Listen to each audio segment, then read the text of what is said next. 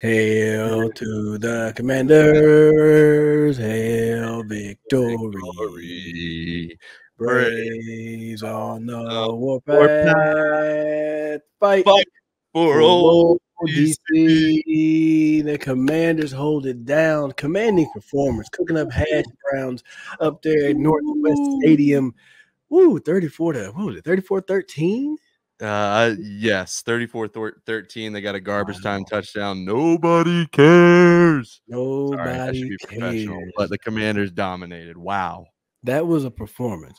And I mean, when you look at it, it was it wasn't perfect. No. But it was dominating like we were talking about in the last, preview pod. I was like, hey, we need to show up and really whoop this team and show them what you're about. And I think they did that in this game. Yep. That's the crazy thing is that they could have easily put up 40.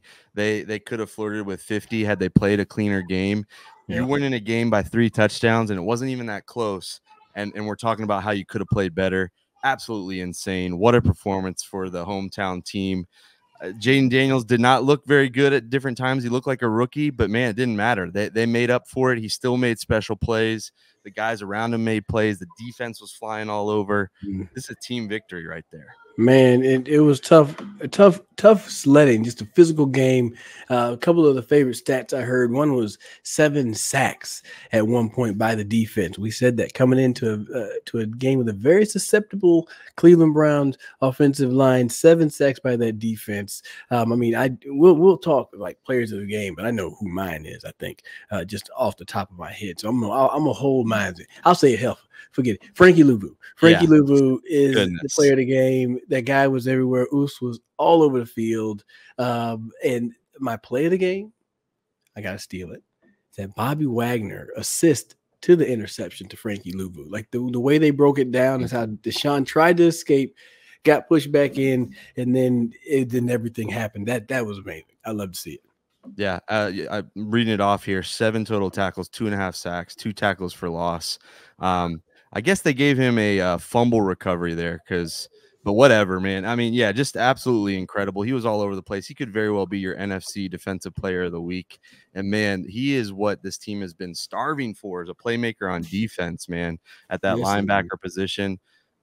Unreal. And he was every bit worth the money that they paid him. He was kind of, in a way, he was kind of their big splash free agency signing, right? They were kind of thrifty on some things, but they spent some good money on him. And man, has it been well deserved so far? And he single-handedly wrecked that game for the Browns. He really did. I mean, if you didn't know, welcome into Believe in Commanders. I'm Anthony Armstrong. Yeah. Original 1-3 Brian Murphy is here with me. I was like, hey man, can you do a reaction pod? Can we do it? He's like, yeah, let's do it. Let's go right now. So we're here, man. Glad to be able to react to this. Welcome in. We're part of the Believe Network.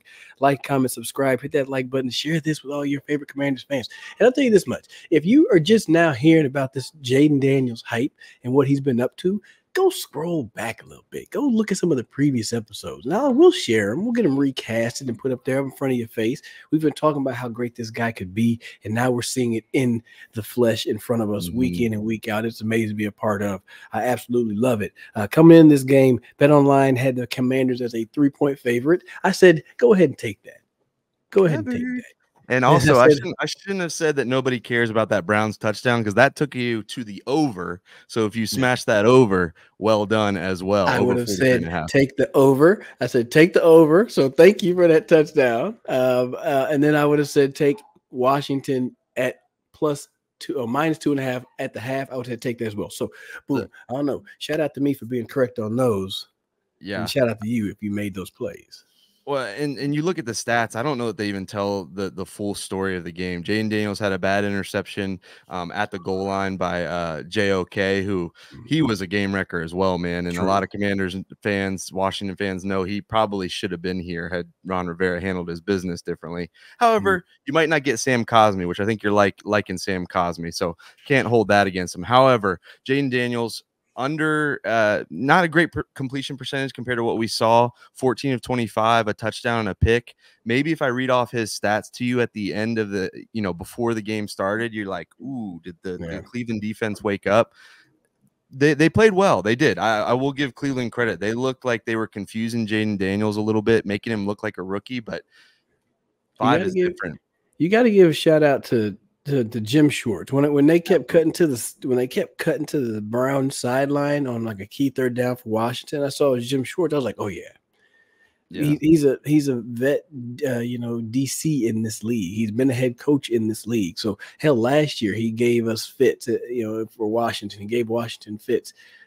Yes, different quarterback and all that, but he's a good defensive coordinator. And so it was good to see Cliff Kingsbury adjust himself to what was happening. It was good to see Jayden Daniels adjust himself to what was happening. I'm sure there were other people that were in the ear saying, hey, screw the pass, man. Run the ball. Start running it. Because once they started leaning on B-Rob, Austin Eckler, Jeremy McNichols, and the rest of that offensive line just being physical with that defensive front, things started rocking and rolling for the Commanders. Yeah, Cliff kind of got cute there on that first drive in the red zone. But then, when they started pounding the rock, the next time they got in the red zone, they just took it right in there. But, man, I was going to say 5 is different. He is a rookie. We've seen him make a couple of bad throws the last couple of weeks. He's thrown 2 interceptions. But the way he reacts, and you're right that Cliff Kingsbury has to also react and he has to make adjustments. But the way that Jayden Daniels adjusts, man, like you don't see that from a lot of quarterbacks, much less a rookie. And I know you're 4-1, and I know it's barely the first quarter of the season, but I think Washington has something special, and it's just the way he prepares. We talked about it last week. I said I want to be a fly on the wall when he's preparing. You want to be out there suiting up with him, and how could you not after this week again? But whoa, my goodness, man. He does not look like a rookie out there. It's just insane. And he just keeps making plays when they need it. He gets knocked back a little bit. He goes and makes a play. They were talking about on the broadcast how the Browns kind of would take 1 step forward, 2 steps back. Yeah. How many years did Washington do that? Now they have a guy and a team that is taking a half step back and 3 steps forward because he's learning. He's learning on the fly. It's incredible, man. I mean, I know it's 5 games, but it's hard not to get excited. And I'm over the moon, man. Over the moon for sure. I mean, you could have made those plays at BetOnline. It's your world's most trusted betting platform, y'all. #1 source for everything football. And there's some crazy games that are going on right now. You can get it on that action because BetOnline has those live odds spreads that are going on right now during the games. I mean, there were missed field goals over there in Baltimore and Cincinnati. It's 38-38 in overtime. It's absolutely crazy. And if you think you know your stuff, get in on the mega contest. Pick 5 games against the spread every single week. There were a lot of points this week, so I mean, probably some bad beats, probably some upset folks. But hey, you pick your weekly chance on these different games. You can get yourself a chance to win $200K or part of the $200K. And when that game is over, after you listen to the Believe in Commanders podcast, go chill out with a few slots. Let's watch the evening games, but chill out in the casino because you can do that at BetOnline. But you head to the website today, get in on the action. BetOnline, the game starts here, and Victory Monday starts here. That's right. Victory Monday starts here. Wow, look! I'm looking at the statistics myself. You see, rushing the ball. We'll start there. Jayden Daniels 11 for 82. Austin Eckler 6 for 67. Jeremy McNichols 7 for 44 and a tutty.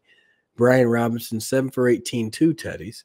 Mariota had 2 for 2, and Terry had 1 for 2. He had that fumble on that one. Rushing attack was huge in this game. How do you like the rushing attack? Obviously, the yardage was amazing, but what do you think about the rushing attack this game?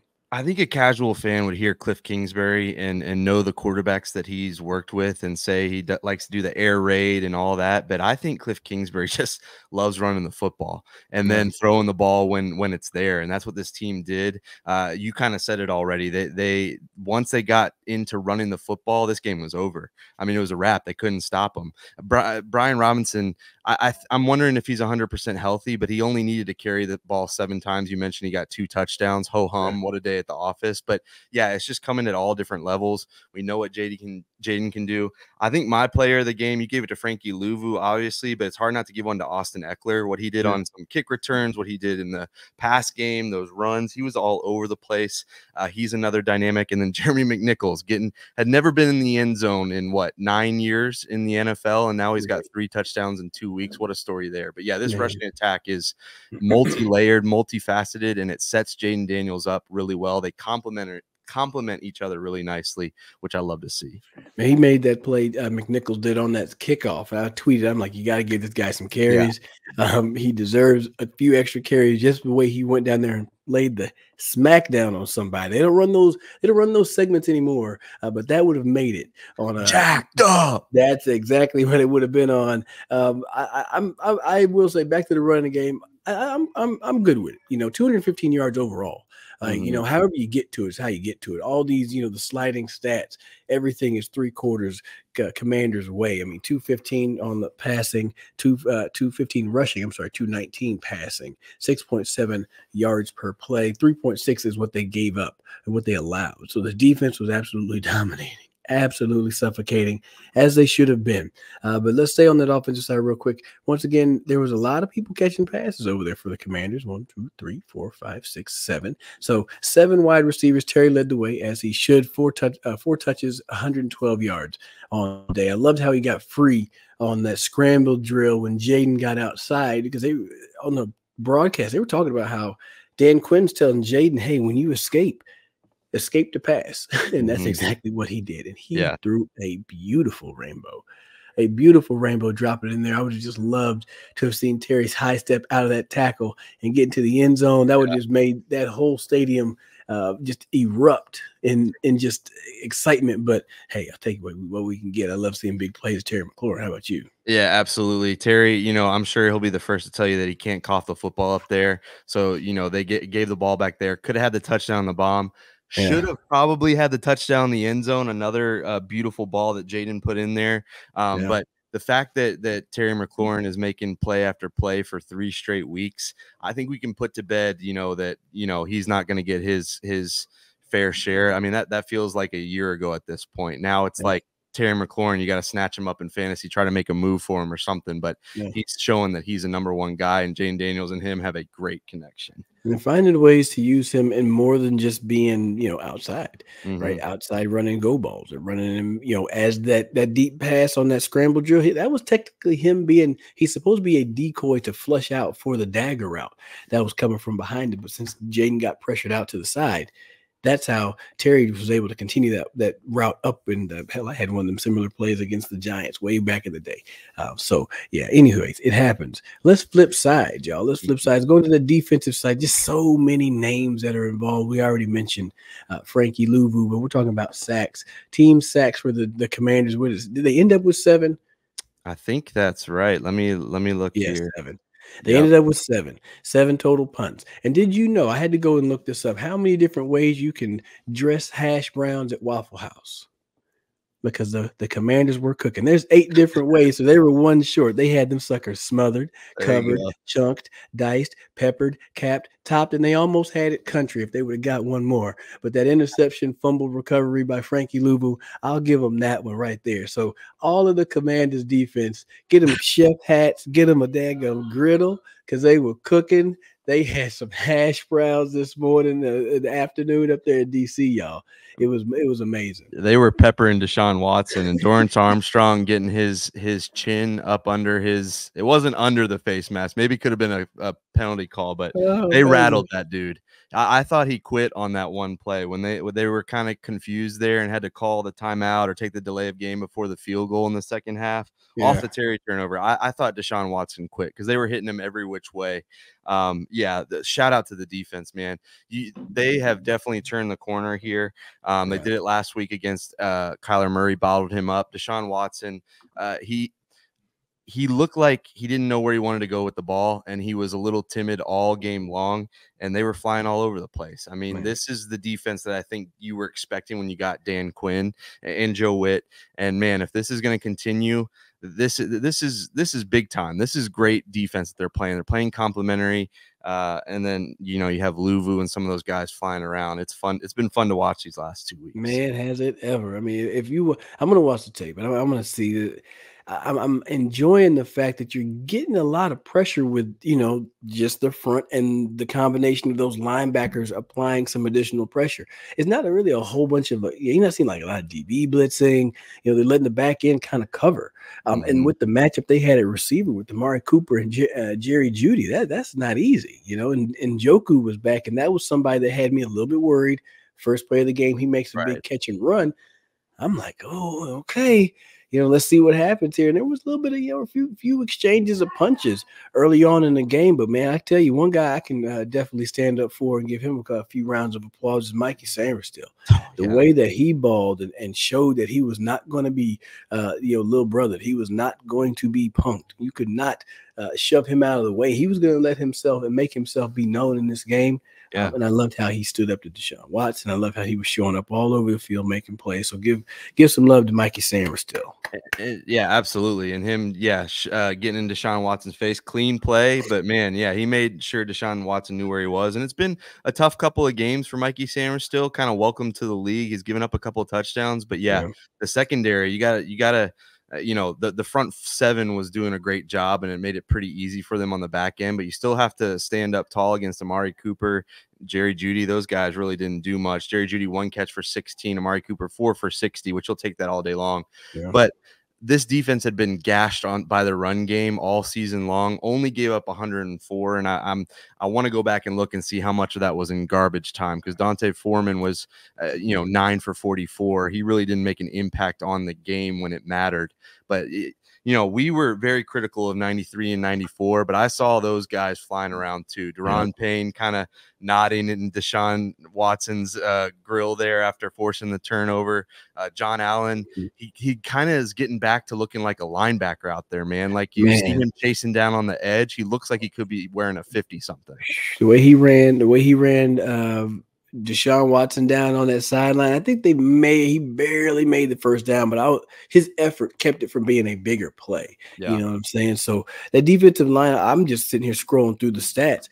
They really balled out. I mean, you just think about all the way across the board who was playing really well. You see John Allen, you see Deron Payne showing up with some tackles, and Jerry Newton's making some plays. You see Jamin Davis getting some tackles. Dorrance Armstrong tackles and sacks. Phidarian Mathis, I saw him in the backfield getting some camera time as well. Dante Fowler. So it's across the board. Yep. This is a joint effort. This is not just, hey, well, let's just pray that this one guy gets to the quarterback this drive. This is an entire unit, including the linebackers, that are just really applying pressure. I got to give him some other love. I forgot this one. Benjamin St. Juste. Got to give that man some love too. Had a hell of a matchup against Amari Cooper. Not an easy matchup. But I think once he got into the game a little bit and realized, hey, Coop ain't gonna run past you. No, he's not gonna run. He's not gonna run past you. He's savvy as hell. He'll catch everything that's thrown his way, but he's not gonna run past you. So shout out to him for stepping up to that challenge. BSJ's really been playing well in the past couple of weeks, so he is building up into this upcoming performance against the team up the road, up 495. So man, and you mentioned them. The Ravens did hit a field goal back and forth there, so they won in overtime. So big win for them as well. But that's going to be something, man. The Beltway beatdown or something. I don't know. We got to get a name for it, but that's going to be fun to watch. Man, I heard that, I think CBS, somebody's blocking this game being flexed. Yeah. NBC wants to flex it. CBS doesn't want to let it go. I think CBS was like, nope, we're showing this at 1 p.m. I know it should be a primetime matchup, but they were like, this is ours. You have to imagine that's probably Tony Romo, right? And Jim Nance. If it's CBS, that's got to be the top game on the schedule off the top of my head. I mean, this is what this team is doing right now, man. I mean, like 4-1, they have a better record than the Ravens, who they're going to see. I'm not saying that they're better than them, but they are putting themselves on the map. Jayden Daniels is a star in the making, and they are just not just Jayden Daniels, because like I said, you look at the stat line, you're like, okay, day passing, he had some good scramble. The whole team's doing it right now. This is a whole team effort that they're 4-1, and they deserve all the praise they're getting 5 weeks into the season. But that's how the good teams do it, though. You know what I mean? Like when your leader isn't all the way on, they're on enough. The everybody else steps up for them, right? Earlier on in the year, like against Cincinnati, the defense had to look and say, "Hey, bro, we need you right now. Yeah, we need you for a play." Or I guess Cincinnati. So he stepped up and was able to step up and make that play. Now this game, they were like, "Hey, you're good. We gonna hold this side down until y'all get rolling. And did they get rolling? Yes, indeed. I mean, you look a bit. I mean, hell, we can look ahead a little bit. We got a couple of minutes left in this one.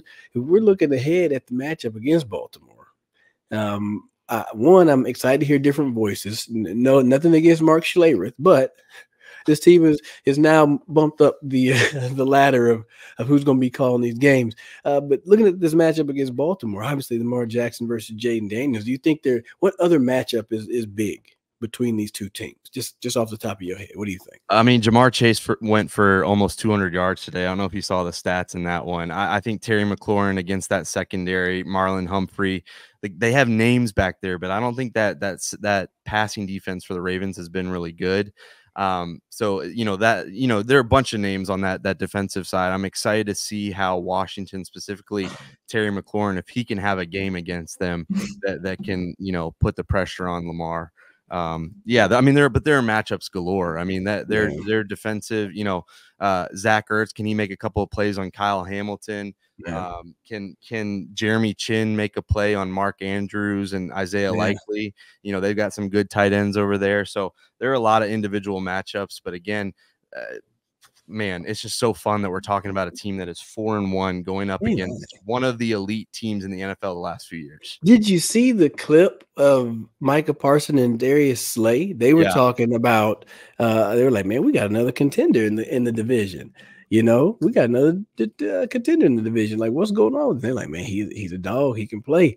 And man, something about it. It's just like you got your opponents and your rivals talking about you. Yeah.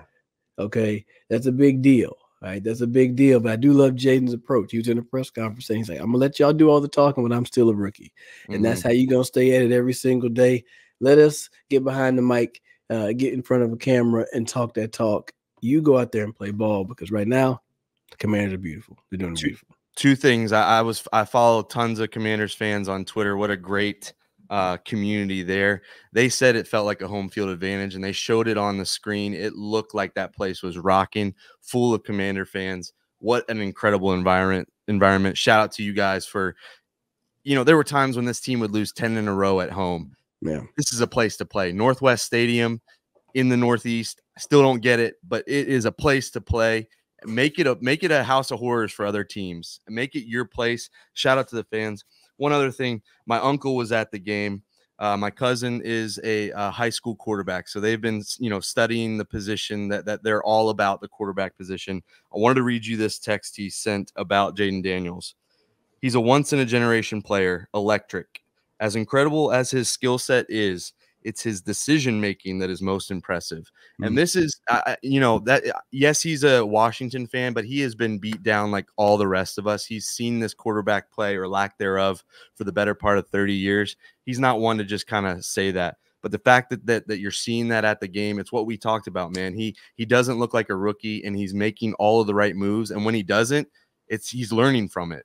Yeah, it's incredible. Man, it is amazing to see, and I'm glad to be on the ride with you. I'm glad to be on the ride with y'all to enjoy your Commanders improving 4-1, sitting staunchly at the top of the NFC East. They're heading into a game with Baltimore next week, but enjoy it, y'all. Victory Monday is upon us. We're going to get up out of here. I'm Anthony Armstrong. This is Brian Murphy. He's over there. Y'all be easy, be safe, and handle that traffic nicely. 4-1 Commanders, they beat the Browns 34-13. Talk to you. Braves on the warpath. Fight for old DC.